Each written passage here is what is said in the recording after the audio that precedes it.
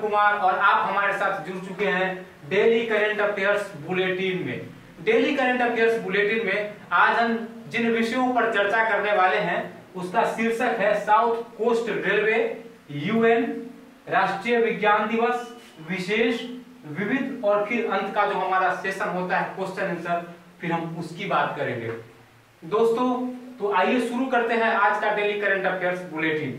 आज हम बात करेंगे साउथ कोस्ट रेलवे की। साउथ कोस्ट रेलवे एक जोन है या हाल ही में स्थापित किया जाएगा, इसकी घोषणा रेलवे के द्वारा की गई है।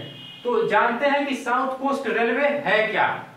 यह एक नया रेलवे जोन होगा जिसको बनाने की घोषणा की जा चुकी है और इसका मुख्यालय विशाखापत्तनम में होगा।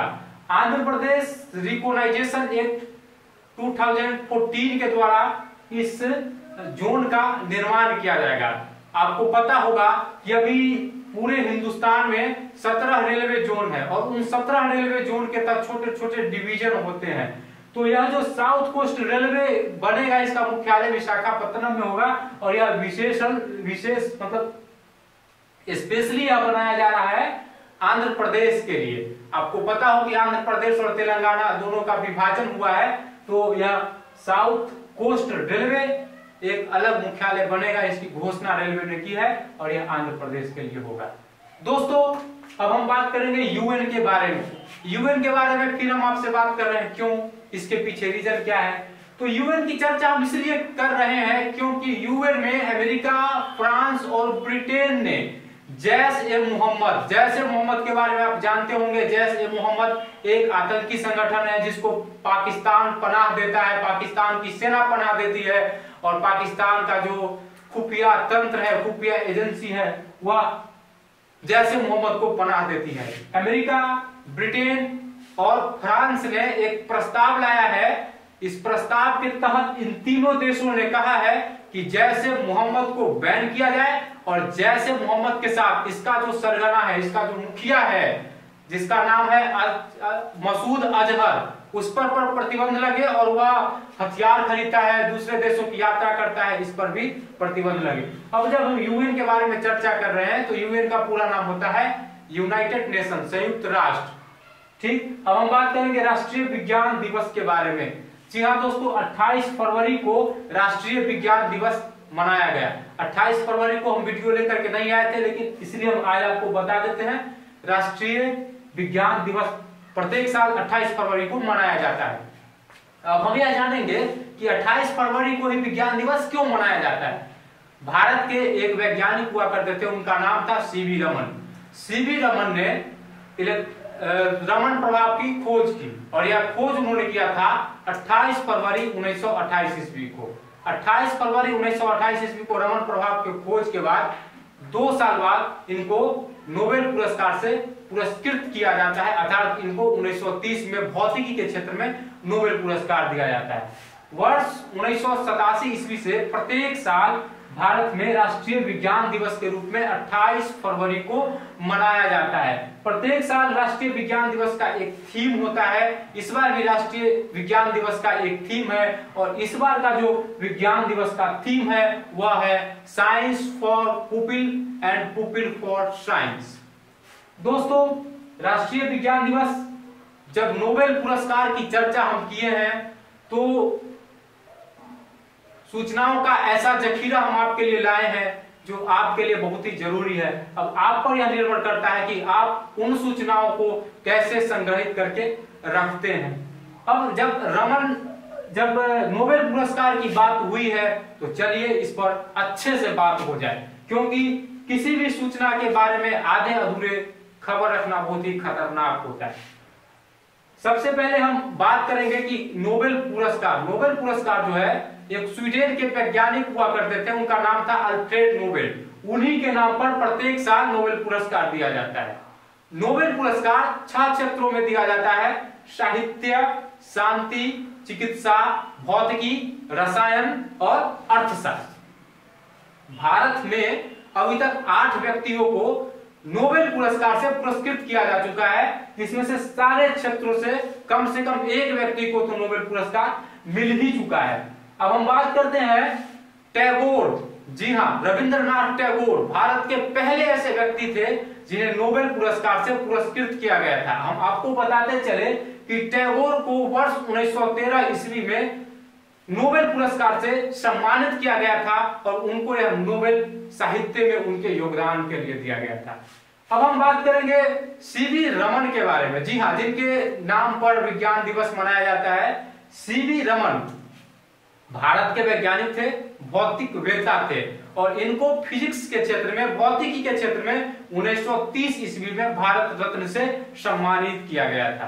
अब सीवी रमन के बाद डॉक्टर हरगोविंद खुराना को नोबेल पुरस्कार से पुरस्कृत किया जाता है और इनको नोबेल पुरस्कार चिकित्सा के क्षेत्र में मिलता है। दोस्तों, जिस साल हरगोविंद खुराना को नोबेल पुरस्कार से पुरस्कृत किया जाता है वह साल था 1968। 1968 के बाद हम बात करेंगे मदर टेरेसा के बारे में। शांति पुरस्कार से पुरस्कृत की गई थी मदर टेरेसा और जिस साल इनको शांति का नोबेल पुरस्कार मिला था वह साल था सन 1979, 1979। दोस्तों, मदर टेरेसा के बाद अमर्त्य सेन भारत के इकोनॉमिस्ट थे जिन्हें सन 1998 ईस्वी में नोबेल पुरस्कार मिला था और इनको इकोनॉमिक्स के क्षेत्र में इनके योगदान को लेकर नोबेल पुरस्कार से पुरस्कृत किया गया था। अमर्त्य सेन के बाद वेंकटरमन रामाकृष्णन ऐसे व्यक्ति थे, भारत के महान वैज्ञानिक थे, रसायनविद थे। इन्हें साल 2009 में नोबेल पुरस्कार से पुरस्कृत किया गया था। तो ये थे अभी तक के 6 नोबेल पुरस्कार जिनको मिला है। वे व्यक्ति, 2 और ऐसे व्यक्ति हैं जिनको नोबेल पुरस्कार मिला है, उसका नाम हम नहीं बताए हैं क्योंकि ये ऐसे व्यक्ति हैं जो विभिन्न क्षेत्रों से है। जैसे टैगोर साहित्य से, सीवी रमन वो भौतिकी के क्षेत्र से है, हरगोविंद खुराना वो चिकित्सा के क्षेत्र से है, मदर टेरेसा शांति के क्षेत्र से है, अमर्त्य सेन इकोनॉमिक्स के क्षेत्र से है और वेंकटरमन रामाकृष्णन जो है यह केमिस्ट्री के क्षेत्र से। दोस्तों, अब आपसे परीक्षा में क्वेश्चन अगर पूछा जाएगा तो ऐसे सीधे भी पूछा जा सकता है कि टैगोर को किस वर्ष नोबेल पुरस्कार से सम्मानित किया गया या टैगोर को किस क्षेत्र में नोबेल पुरस्कार मिला था। अब देखिए, अगर परीक्षा में आपसे इस तरीके से भी क्वेश्चन पूछा जा सकता है। हरगोविंद खुराना के बारे में अभी हम आपको बताएं। दोस्तों, आपको पता होना चाहिए कि हरगोविंद खुराना को नोबेल पुरस्कार के साथ साथ पद्म विभूषण से भी सम्मानित किया गया था। तो आपको परीक्षा में इस तरीके से भी आपसे सवाल पूछा जा सकता है कि इनमें से कौन ऐसे वैज्ञानिक है जिन्हें नोबेल पुरस्कार के साथ साथ पद्म विभूषण से भी सम्मानित किया गया है। तो डॉक्टर हरगोविंद खुराना ऐसे वैज्ञानिक थे जिन्हें भारत रत्न के साथ साथ पद्म विभूषण से भी सम्मानित किया गया है। फिर हम आगे देखते हैं सीवी रमन। सीवी रमन भारत के ऐसे वैज्ञानिक थे जिनको नोबेल पुरस्कार तो मिला ही, नोबेल पुरस्कार के साथ साथ सीवी रमन को भारत रत्न से भी सम्मानित किया गया था। तो आपसे परीक्षा में इस तरीके से क्वेश्चन पूछा जा सकता है कि भारत के वह कौन से ऐसे वैज्ञानिक थे जिन्हें नोबेल पुरस्कार के साथ साथ भारत रत्न से भी सम्मानित किया गया था। अगर आप हमारे वीडियो को अच्छे से देख रहे हैं तो यह सब प्रश्न आपके लिए बहुत ही आसान होगा और अगर थोड़ा सा भी मिस कीजिएगा तो फिर आप भी इसका जवाब नहीं दे पाएंगे। फिर हम बात करते हैं मदर टेरेसा के बारे में। मदर टेरेसा एक ऐसी व्यक्ति थी, ऐसी महिला थी जिन्हें शांति पुरस्कार, माफ कीजिएगा, शांति के क्षेत्र में नोबेल पुरस्कार तो मिला ही और नोबेल पुरस्कार के साथ इनको पद्मश्री से भी सम्मानित किया गया था। अब हम बात करेंगे विशेष की। विशेष पर हम रोज किसी न किसी विशेष विषय पर आपके साथ चर्चा करते हैं। आज हम आपके साथ चर्चा करने वाले हैं जेनेवा समझौता को लेकर। जेनेवा समझौता एक बार फिर से चर्चा में है और जेनेवा समझौता का चर्चा में रहने का मुख्य वजह है भारत के जो विंग कमांडर अभिनंदन, जिनको कि पाकिस्तान ने अपना युद्ध बंदी बना लिया था, उसी के लिए जेनेवा समझौता एक बार चर्चा में है। तो आइए हम आपसे जाने और आपको हम बताएं जेनेवा समझौता के बारे में कि जेनेवा समझौता क्या है। जेनेवा समझौता एक ऐसा समझौता था जो युद्ध में भी मानवीय मूल्यों की रक्षा के लिए बनाया गया था। अब आप समझिए कि युद्ध में भी मानवीय मूल्य होता है क्या?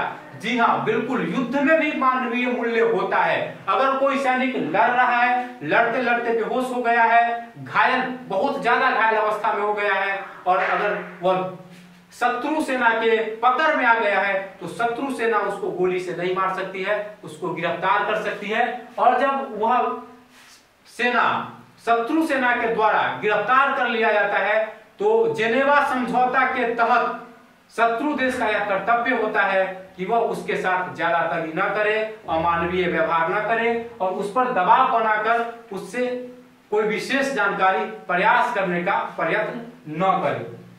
जेनेवा समझौता की जब बात होती है तो आपको बताते चले कि पहली बार 1864 ईस्वी में, फिर 1906 में, फिर 1929 में और अंत में द्वितीय विश्व युद्ध के बाद सन 1949 ईस्वी में जेनेवा समझौता के मसौदे पर चर्चा हुई और इस पर 194 देशों ने हस्ताक्षर किए। अभी कुल 194 देश जेनेवा समझौते के तहत आते हैं और जेनेवा समझौते से बंधे हुए हैं। विशेष के बाद अब हम बात करेंगे विविध। विविध में हम पहले बात कर रहे थे प्रथम महिला के बारे में, आज हम जानेंगे प्रथम पुरुष के बारे में। दोस्तों तो चलिए शुरू करते हैं आज का विविध। आज के विविध में पहला जो प्रश्न है, पहला जो तथ्य हम आपके लिए लाए हैं वो यह है कि भारत के प्रथम गवर्नर जनरल कौन थे। जी हाँ मित्रों, भारत के प्रथम गवर्नर जनरल थे लॉर्ड विलियम बेंटिक। आपसे परीक्षा में सीधा क्वेश्चन पूछा जा सकता है कि भारत के प्रथम गवर्नर जनरल कौन थे, तो आप इस तथ्य को अच्छे से अपने पास संग्रहित कर लीजिएगा, अच्छे से याद कर लीजिएगा, क्योंकि यह प्रश्न आपको 3 नंबर दिला सकता है। उसके बाद फिर हम बताएंगे भारत के अंतिम गवर्नर जनरल और प्रथम वायसराय। भारत के अंतिम गवर्नर जनरल और प्रथम वायसराय होने का गौरव लॉर्ड कैनिंग को प्राप्त है। अब हम बात करेंगे अंतिम वायसराय के बारे में, तो भारत के अंतिम वायसराय थे लॉर्ड माउंटबेटन। दोस्तों अब क्वेश्चन आंसर की बारी आती है, तो क्वेश्चन आंसर में हम प्रत्येक दिन आपसे प्रश्न पूछते हैं। आजकल आपने जवाब देने में कोताही बरतना शुरू कर दिया है। अगर इस तरीके से आप कमेंट नहीं कीजिएगा, मेरे प्रश्नों का जवाब नहीं दीजिएगा, तो हम आपसे प्रश्न पूछना ही छोड़ देंगे। जब हम प्रश्न पूछते हैं तो हमारी एक ही जिज्ञासा होती है कि हम आपको कुछ नया चीज हम आपसे जाने, लेकिन आप तो है प्रश्न का जवाब ही नहीं देते हैं, तो ऐसे में तो हम प्रश्न पूछना ही छोड़ देंगे। चलिए सबसे पहले जो पिछले अंक में आपसे 2 क्वेश्चन पूछे थे उसका जवाब दे दें। पिछले अंक में हमने आपसे पूछा था राष्ट्रीय महिला आयोग की अध्यक्षा कौन है। आप लोगों ने अच्छा जवाब दिया है, कम मात्रा में दिया, लेकिन जिन्होंने भी दिया है उन्होंने इसका सही जवाब दिया है। भारत की राष्ट्रीय महिला आयोग की प्रथम अध्यक्षा जो है वह थी जयंती पटनायक। दूसरा क्वेश्चन हमने आपसे पूछा था कि अमृता प्रीतम को साहित्य अकादमी पुरस्कार मिला था। वो पहली महिला थी जिन्हें साहित्य अकादमी पुरस्कार से पुरस्कृत किया गया था। हमने आपसे उत्सुकता बस ऐसे ही पूछा था कि इनकी किस रचना के लिए साहित्य अकादमी पुरस्कार से पुरस्कृत किया गया है। दोस्तों इनको सुनहरे इनकी एक रचना है, उन्हीं रचना के लिए इनको साहित्य अकादमी पुरस्कार से पुरस्कृत किया गया। अब बारी आती है आपसे क्वेश्चन पूछने की। आप हमको बता दीजिएगा कि यूएन का मुख्यालय कहाँ है। यूएन के बारे में हम इससे पहले भी आपको एक बार बता चुके हैं, तो आपको यूएन का मुख्यालय बताना है। और हाँ, ये तो पहला क्वेश्चन हो गया। दूसरा क्वेश्चन आपको बताना है कि इस बार जो राष्ट्रीय विज्ञान दिवस मनाया जा रहा है इसका थीम क्या है। बस 2 क्वेश्चन के साथ आपसे विदा लेंगे, लेकिन विदा होने से पहले अगर आपको हमारा यह वीडियो पसंद आया हो तो आप लाइक, शेयर, कमेंट और सब्सक्राइब जरूर करें। और सिर्फ सब्सक्राइब करके नहीं छोड़ें, क्योंकि जब तक आप बेल आइकॉन का जो घंटी होता है उसको दबाएंगे नहीं, तब तक आपको हमारे वीडियो की नोटिफिकेशन आपके मोबाइल तक नहीं पहुंच पाएगी। तो बेल आइकॉन की घंटी को भी दबाना न भूलें। फिर होगी कल आपसे मुलाकात। धन्यवाद।